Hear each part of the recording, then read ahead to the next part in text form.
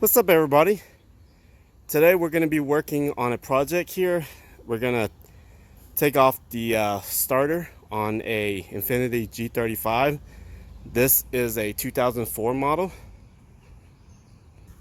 So the first thing you're going to do is, of course, jack the vehicle up and make sure you use jack stands.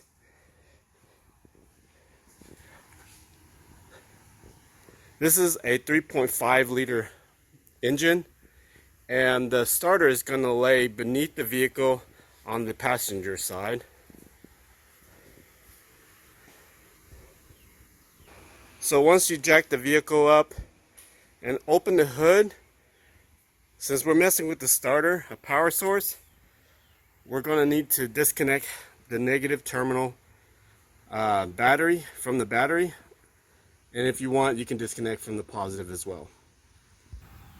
So first thing you're going to do is disconnect the battery.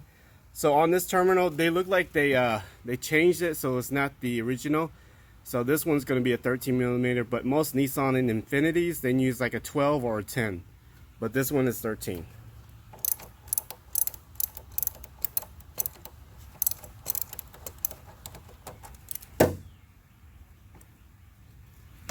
So before we start, the symptom of this vehicle is while trying to start the vehicle, the car will not turn over, or you can't hear the starter or whatnot.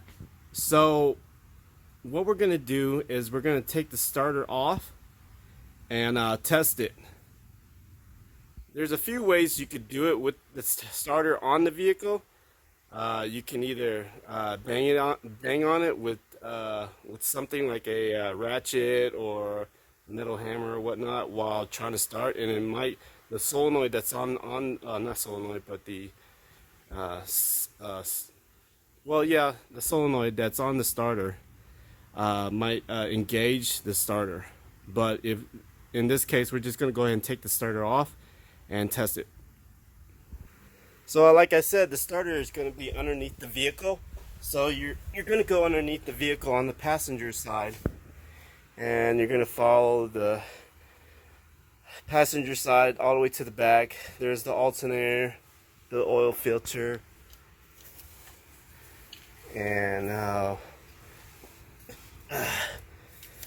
always keep in mind that a lot of times the starter is connected to the transmission. So always, that's the best place to look is towards the transmission. And there you have it, there's the starter there. And so we're going to go ahead and take that starter off and test it. So the first thing we're going to do is disconnect this connection from the starter. And so you're just going to pinch it. So we're going to get a needle nose, and what we're going to do is pinch the plug and undo it like that. And this is the connection to the starter. Alright, so next what you're going to do is disconnect the battery cable that goes directly to the starter.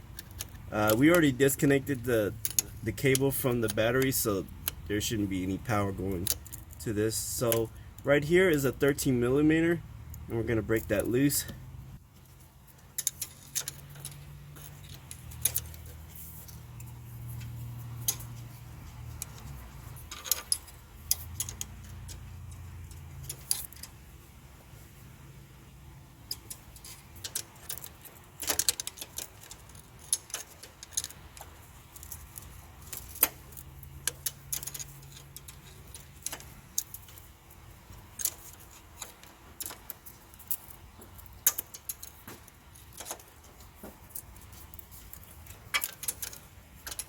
Once you get it loose enough, then you can turn it by hand.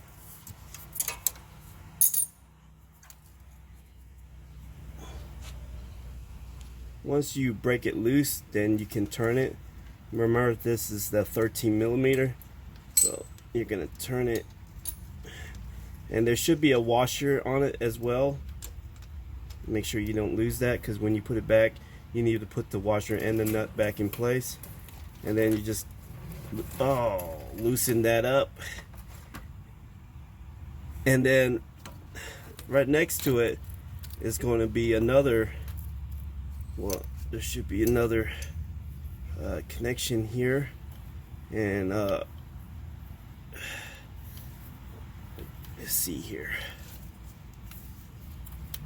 Actually, no, that's about it. It's just one cable that connects to the starter, and then you got the plug here that plugs into the car or the power source. So what's next on the starter is it's just held by 2 bolts. So one here, and it's holding onto this bracket for this connection. So when you unbolt this bracket will come off, but it also holds the starter in. And then you have another one right below here. So usually there's only 2 bolts that holds on to the starter. Once we loosen that up, we can take out that starter. So these 2 bolts right here, we're gonna break it loose with a 14mm wrench. So it's size 14, that one.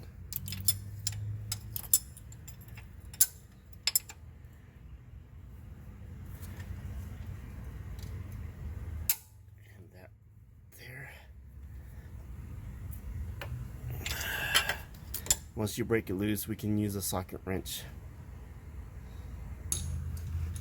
Alright, after you break it loose, you can use a 14mm socket wrench.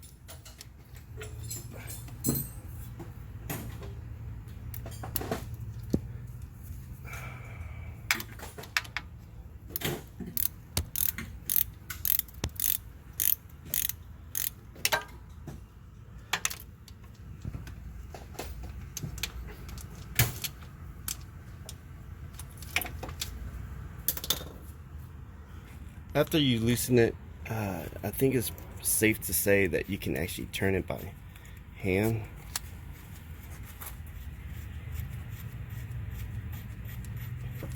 So this is the bottom bolt here, and they're going to be pretty long. So here's one.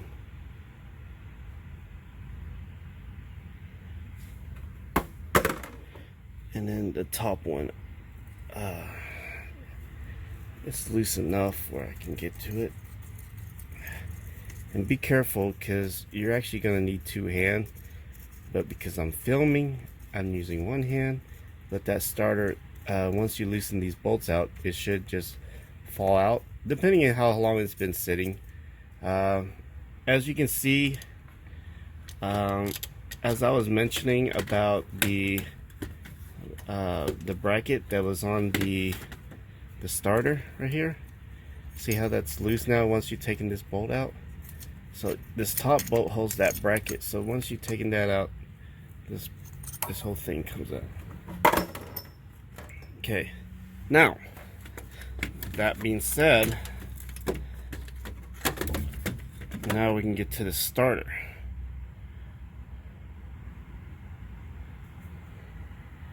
And the starter should be loose enough where you can just pull out, and it's going to be some stuff in the way, so you're just going to have to wiggle it through everything.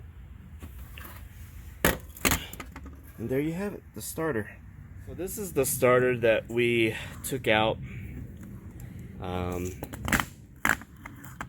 it looks new, but we're going to test it and see if it's still operational.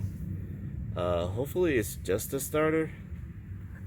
If it's something else, we're going to have to find the symptom of why it's not starting or engaging.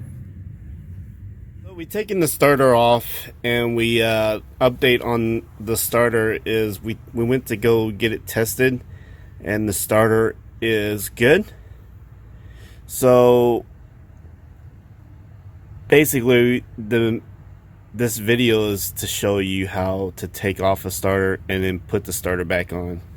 We're gonna have to try to figure out what the symptom is, why the car is not starting. There might be a few things, but we'll update you on that. So I'm gonna put the starter back on, and you'll see how it's being done. Alright, So I'm going to slide the starter through this opening right here, and then it's going to go into the transmission. And remember, there's two slots where there's 2 bolts that goes into the starter. The upper one is going to hold this bracket, so don't forget about the bracket. And the lower one is just a bolt. So both bolts are exactly the same length, so you can't really mix them up. So I'm going to go ahead and put the top one on first with the bracket. Okay, the bracket holds on to the cable with the harness that connects to the starter. Okay, so I'm gonna first get the starter fitted in right there, and then I'm gonna slide the bolt right into the hole, and then you're gonna hand tight it first.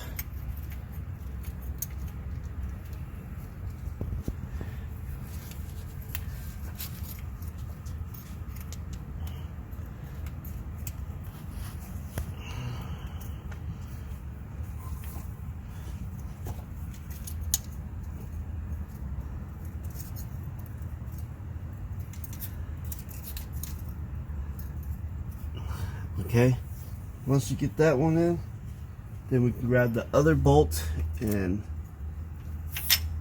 put it in and hand tight that one. Okay, once you get that in, then we can get the socket wrench and start tightening in.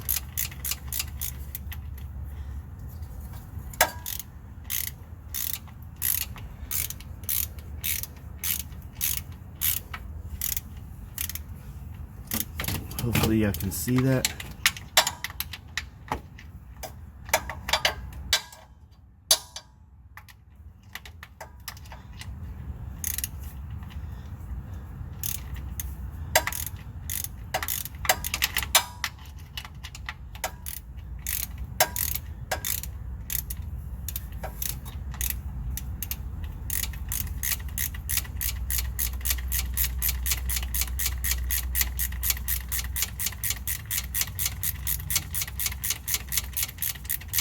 We're not going to tighten it all the way until we get this top one all the way in.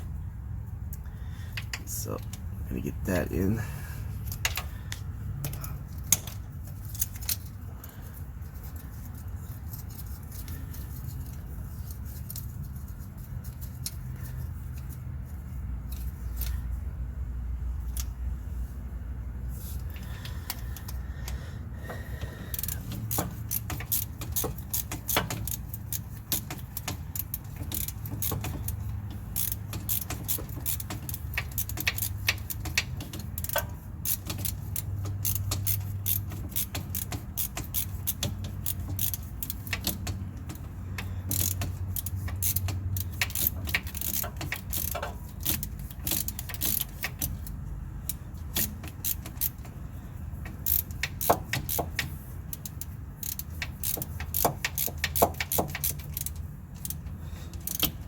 You're gonna go ahead and tighten that in, and you can hand tight it.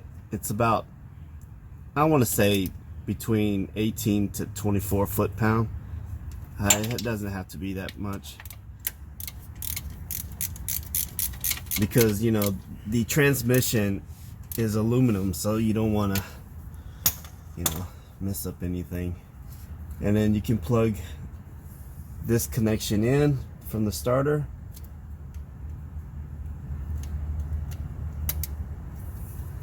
All right, and then last but not least, there's that cable.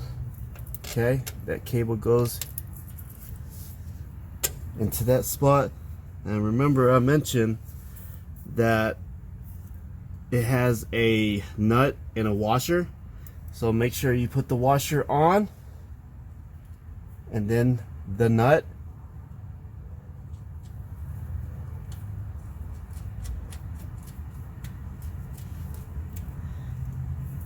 And then that's going to be a 13 millimeter. So you're going to put the 13 millimeter on. And you're going to tighten it up.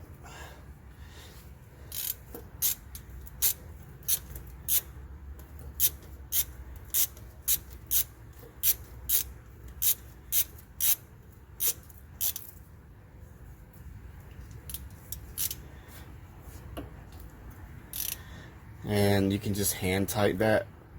Not too much, maybe 5 to 10 foot. So stop that video and then we record. You did? Okay.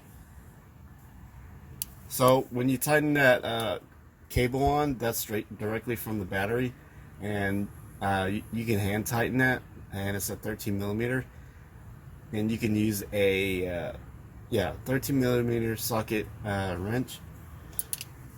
And basically I use this tool right here. That way you can get in there and turn it. And you can just hand tighten it. It's like 5 to 8 foot-pounds. It's not too bad.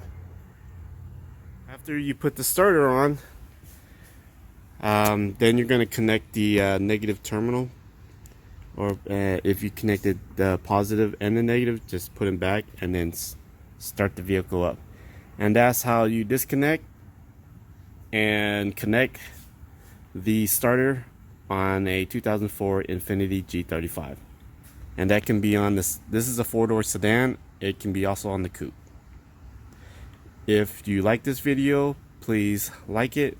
If you haven't subscribed, please subscribe. I'll be posting more. If you have any questions or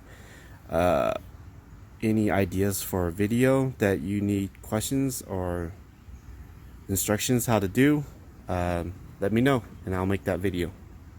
Thank you. So after replacing the starter and testing the starter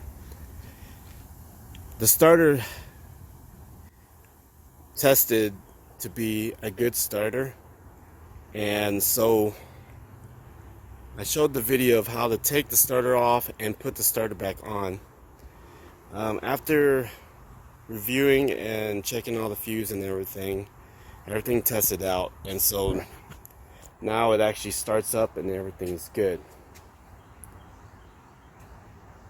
So now the motor starts up and good to go. So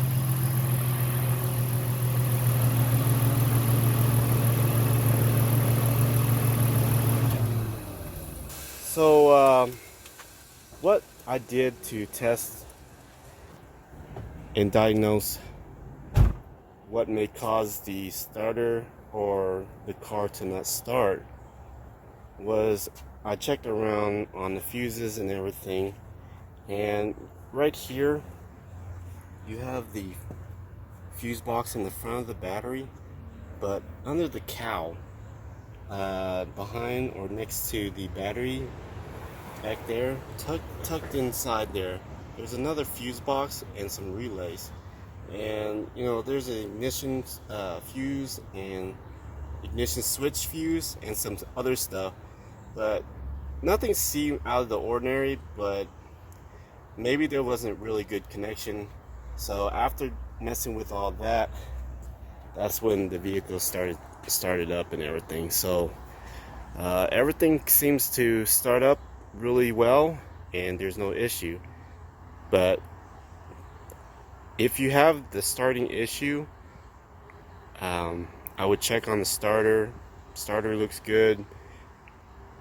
You know, do some diagnosing on spark plug, oil, not oil, but fuel pump, fuel pressure, and then of course check on the fuse. Go the cheapest route and then go towards the more expensive route. But thank you for checking out the video, and please like this video if you like it, if it helped out, and subscribe. Thank you.